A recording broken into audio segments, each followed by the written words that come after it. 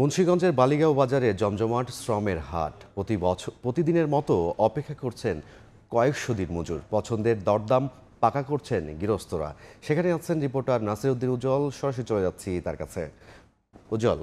শীত উপেক্ষা করে কিন্তু এই শ্রমের হাটটি বেশ জমে উঠেছে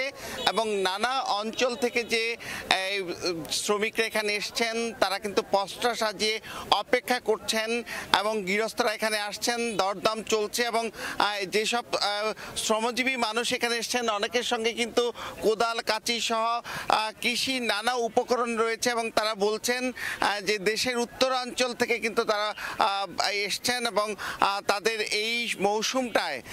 এখানে কাজ বেশি থাকে বলে কিন্তু তারা এলাকা ছেড়ে এখানে এসছেন এবং মঙ্গা পীড়িত এলাকার নামে যেই এলাকাগুলো পরিচিত ছিল এবং সেখানে মঙ্গা না থাকলেও কাজের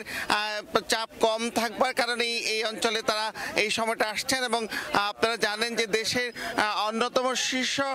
জেলা হিসাবে পরিচিত আলু উৎপাদনের জন্য এবং এই আলুর ভরা মৌসুমটিতে কিন্তু শ্রমিকের সংখ্যাটি বেশি থাকে, কারণ চলতি মৌসুমে এখানে 34,655 হেক্টর জমিতে আলু রোপণের লক্ষ্যমাত্রা নির্ধারণ করা হয়েছে। সেখানে কিন্তু যেই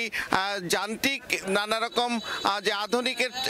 কৃষিতে ছোঁয়া পড়েছে এর বাইরেও কিন্তু প্রচুর শ্রমিক দরকার হচ্ছে। সেখানে কিন্তু শ্রমিকরা যাচ্ছেন এবং এই বাজারের এক মাথা থেকে আরেক মাথা পর্যন্ত পুরো এলাকা জুড়ে দুই পাশ জুড়ে কিন্তু শ্রমিকদের যে এরকম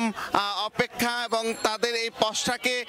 ঘিরে তারা বলছেন যে 12 মাসে কিন্তু এখানে এই শ্রমিকদের হাট থাকে এবং এই হাটে যে শুধু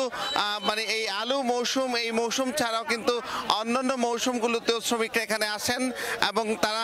কৃষিকাজের বাইরেও কিন্তু অন্যান্য কাজেও তারা সম্পৃক্ত হন এবং এখানে কিন্তু তারা বলছেন 700 থেকে 800 টাকা কিন্তু তাদের দিন প্রতি মজুরি এবং